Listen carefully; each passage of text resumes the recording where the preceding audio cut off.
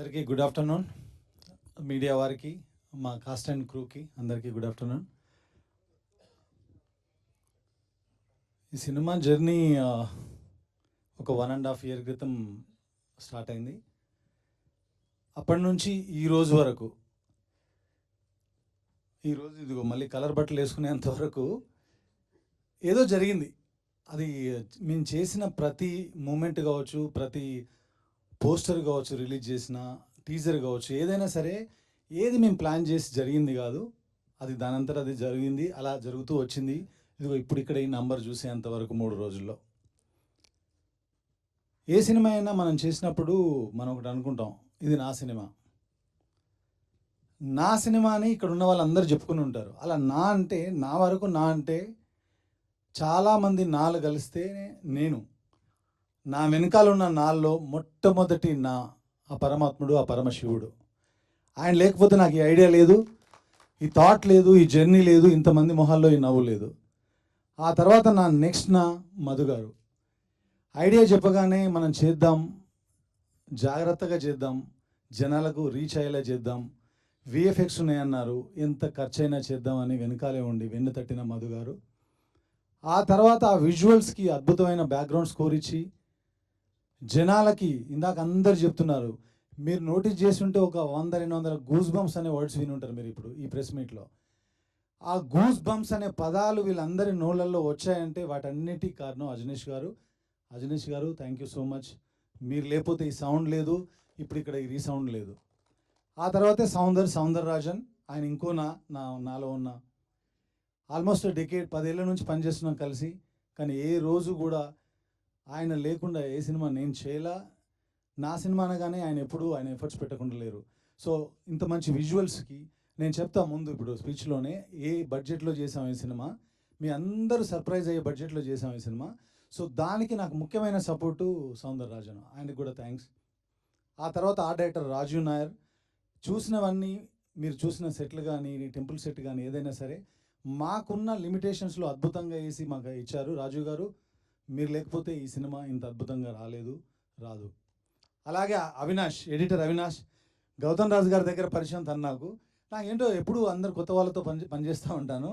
గౌతమ్ రాజు గారి దగ్గర పనిచేస్తున్నప్పుడు ఒకరోజు వాన వాన అనే సాంగ్ ఉంది, రామ్ చరణ్ గారిది, తమన్నది. ఆ సాంగ్ కట్లో తన హెల్ప్ ఉంది. ఆ రోజు నాకు ఆయన మీద ఒక ఇంప్రెషన్. ఆ తర్వాత ఈ సినిమా చేయాలనుకున్నప్పుడు తను అంటే సినిమా చేయడానికి వచ్చినప్పుడు నేను ఒకటే అనుకున్నా, చాలా కష్టపడతాను. కానీ నిన్నటి వరకు కూడా ఆఫీస్ వదిలిపెట్టి వెళ్ళిపోలేదు. ఆఫీస్లోనే ఎడిటింగ్ రూమ్ ఉంటే. గౌతమ్ రాజు గారు అంత గొప్ప భవిష్యత్తు నీకు ఉండాలని కోరుకుంటున్నాను Avinash. Thank you so much. తప్పకుండా నీకు మంచి భవిష్యత్తు ఉన్నా. చాలా హార్డ్ వర్క్ చేసావు ఈ సినిమా కోసం. అలాగే మిగతా టెక్నీషియన్స్, ఈ సినిమాకి పనిచేసిన ప్రతి ఒక్క టెక్నీషియన్, స్టిల్ ఫోటోగ్రాఫర్ రాజశేఖర్ గారు కావచ్చు, మిగతా వాళ్ళందరూ పేరున వాళ్ళందరికీ కృతజ్ఞతలు. మీరు అందరూ పనిచేశారు కాబట్టి ఇది నా సినిమా, ఈరోజు నా ఓదెలా 2. ఆ తర్వాత యాక్టర్స్ దగ్గరికి వస్తే, ముఖ్యంగా ఓదెలా 2 అనుకోగానే ఈ క్యారెక్టర్కి ఎవరైతే బాగుంటారు అనుకున్నప్పుడు తమన్నా లోపలికి వచ్చింది. ఈరోజు మీరు అందరూ తమన్నా 20 సంవత్సరాల తన కెరీర్ ఒకవైపు, ఈ సినిమాలో తన పాత్ర ఒకవైపు అని ప్రేక్షకులు చెప్తున్నారు.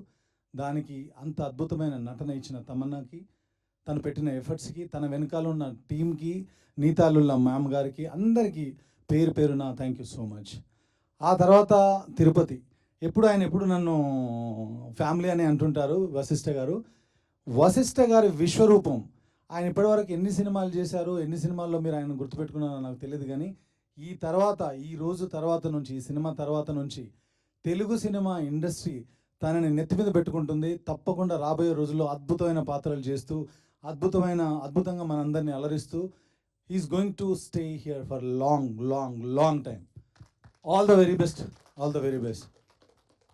ఆ తర్వాత సినిమాలో ఉన్న యాక్టర్స్ అందరూ, శ్రీకాంత్ అయ్యంగారు కావచ్చు, ఆయనలో నాగమహేష్ గారిలో మంచి వక్త ఉన్నారని ఈరోజు అర్థమైంది, నాగమహేష్ గారు. సో శ్రీధర్ గారు, అనిల్ గారు, ఇక్కడ ఉన్న యాక్టర్స్ అందరూ, మా వంశీ గారు, గగన్. ఆ ఫస్ట్ సీన్లో చాలామంది అన్నారు ఏ రెఫరెన్స్ ఉంది ఈ సీన్ కానీ.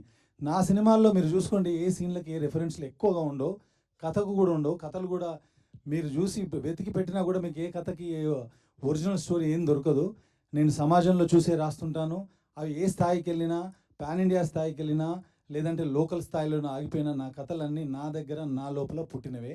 సమాధి శిక్ష కూడా నాలో నేను రీసెర్చ్ చేసి రాసిందే. సమాధి శిక్ష సీక్వెన్స్ అంత బాగా పండడానికి ముఖ్య కారణం గగన్.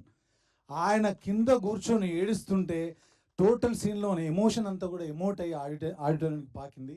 అంత బాగా పర్ఫామ్ చేసిన గగన్ గారికి thank you so much. So ఇంకా స్టేజ్ పైన ఉన్న శ్రీధర్ గారు, మిగతా యాక్టర్స్ అందరూ, ఇక్కడ ప్రభావతి గారికి నేను ఫ్యాన్. సిటీ మార్లో ఒక సీక్వెన్స్ చూసినప్పుడు అనుకున్నాను ఈవిడ లేకుండా సినిమాలు చేయకూడదు అని. అలాగే కంటిన్యూ అవుతుంది, ఎందుకంటే ఆవిడకి ఏం చెప్పక్కర్లేదు, చిన్న క్యారెక్టర్ చెప్పేస్తే ఇంకా ఆవిడే చేసేస్తారు. మనమే తగ్గించుకోవాలి ఇంకా ఆవిడ చేసిన పర్ఫార్మెన్స్ని. వద్దండి 2025లో ఉన్నాం, కొంచెం తగ్గుదామని. సో అంత బాగా చేసే ప్రభావతి గారికి ధన్యవాదాలు. సిరి, ప్రియా, మా డాలీ చిన్న పిల్లగా అమ్ము అని చాక్లెట్లు ఇచ్చుతూ నేను రచ్చ సినిమాలో చేపించాను. అలాంటి అమ్మాయి ఈరోజు ఈ సినిమాలో అద్భుతమైన క్యారెక్టర్ చేసింది, తనకు కూడా థ్యాంక్స్. అలాగే పూజ, ఈరోజు నేను బర్త్డే అని విన్నాను, హ్యాపీ బర్త్డే. ఆ క్యారెక్టర్ చేయడం అంత ఈజీ కాదు. కేవలం నా మీద నమ్మకంతో ఈ క్యారెక్టర్ చేశారు. ఎందుకంటే ఒక ఆడపిల్ల హీరోయిన్గా చేద్దామని ఇండస్ట్రీకి వచ్చి ఇలాంటి క్యారెక్టర్లో, అది ఒక రేప్ సీక్వెన్స్ ఇన్వాల్వ్ ఉన్న క్యారెక్టర్ చేయడం అంత చిన్న విషయం కాదు. కేవలం ట్రస్ట్తో చేసింది, అద్భుతంగా చేసింది. ఇందాక వంశీ గారు చెప్పినట్టు ఆయన కూడా కంఫర్ట్ ఇచ్చింది Pooja. Long way to go. Naveen, dress బాగుంది, కానీ ఇక నుంచి నటన కూడా బాగుంటుంది, కొంచెం ఇంప్రూవ్ చేసుకో. అవమానించడానికి కాదు, ఎంకరేజ్ చేయడానికి చెప్పాను. Okay, so all the best everyone. Vamshi గారు అందరి గురించి మాట్లాడాను అనుకుంటున్నాను. ఇక ముఖ్యంగా శంకర్ గారు, సినిమా పోస్టర్ రిలీజ్ అయిన దగ్గర నుంచి మా సినిమాని నమ్మి ఈ సినిమా మేము చేస్తామని ముందుకొచ్చి ఈరోజు ఇంత దూరం తీసుకొచ్చి అద్భుతంగా డిస్ట్రిబ్యూట్ చేసి వరల్డ్ వైడ్గా 600 పైచిలుకు థియేటర్లలో రిలీజ్ చేయడానికి కారణం, నార్త్ ఇండియాలోనే 150 థియేటర్లో 160 థియేటర్లో రిలీజ్ చేశారు. అంత నమ్మకంగా నమ్మిన శంకర్ గారికి మంచి జరుగుతుంది, భవిష్యత్తులో కూడా మంచి జరగబోతుంది. తప్పకుండా నేను చేయబోయే సినిమాల్లో ఆయనతో 100% కలిసి ట్రావెల్ చేస్తాను నేను. థ్యాంక్ యూ శంకర్ గారు, ఇంత మంచి డిస్ట్రిబ్యూషన్ చేసినందుకు thank you so much. Suresh గారు, మీరు లేకపోతే కూడా ఇది లేదు. చాలా వరకు ప్రమోషన్లో కానీ మాకు మంచి ఐడియాస్ ఇస్తూ, మేము కొంచెం వర్క్లో బిజీగా ఉన్నాం కూడా సినిమాని ముందుకు తీసుకెళ్ళిన సురేష్ రెడ్డి కొవ్వూరు గారు కూడా థ్యాంక్ యూ సో మచ్. అలాగే నవీన్ గారు, అలాగే సాగరన్న, ఎక్కడున్నా సరే నా సినిమా అనగానే ఈ సినిమా అద్దరిపోద్ది అంతే అని గుడ్డిగా నమ్మే మీకు కూడా థ్యాంక్ యూ సో మచ్. వీటన్నిటి తర్వాత ఇప్పుడు ఇంకొక విషయం, బాలసుబ్రహ్మణ్యం గారు ఆయన ఎప్పుడు ఒక మాట అనేవాళ్ళండి. నాకేమో కొంచెం లో ప్రొఫైల్లో ఉంటాను, మీ అందరికీ తెలుసు.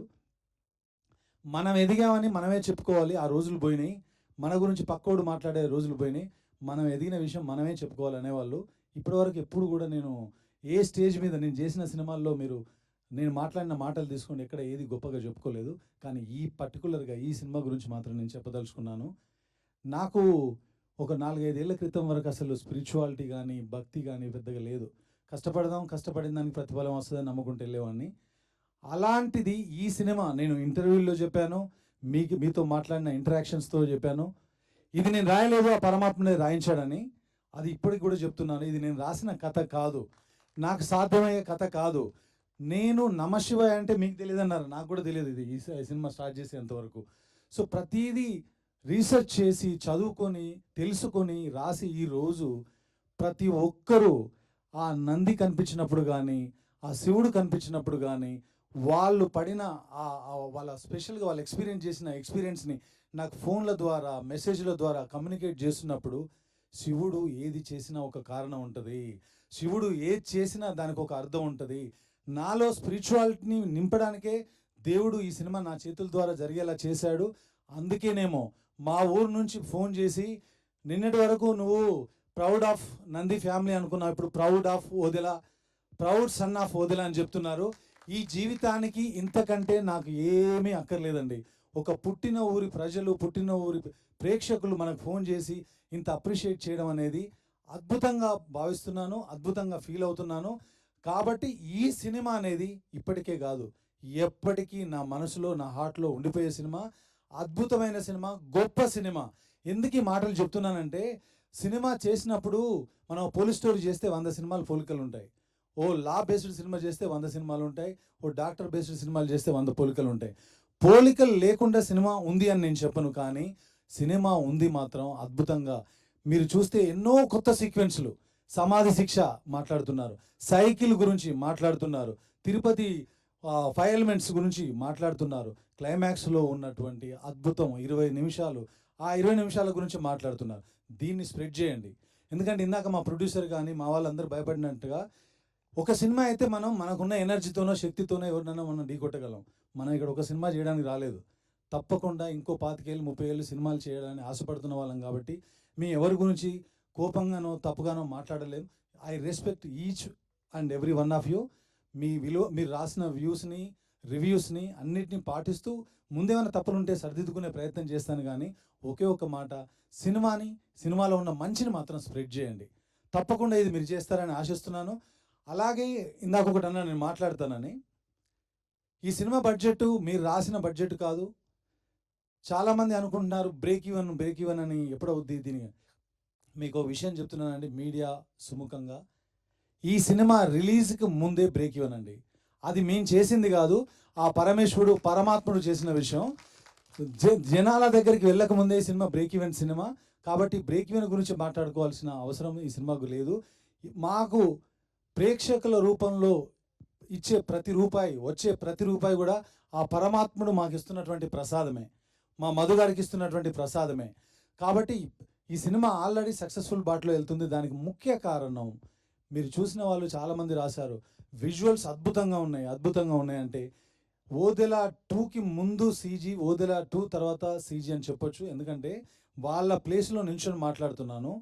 మేము అతి తక్కువ బడ్జెట్లో 200 మంది పనిచేశారు విఎఫ్ఎక్స్ పైన, కానీ బడ్జెట్ చాలా తక్కువ ఇచ్చినా కానీ కవిత మ్యామ్, అభి గారు, వాళ్ళ ప్రసాద్ ల్యాబ్స్ టీమ్ మా అందరికీ సపోర్ట్ చేసి మీరు చూసిన ఆ విజన్ని, ఆ విజువల్స్ని స్క్రీన్ పైన చూడగలిగారు.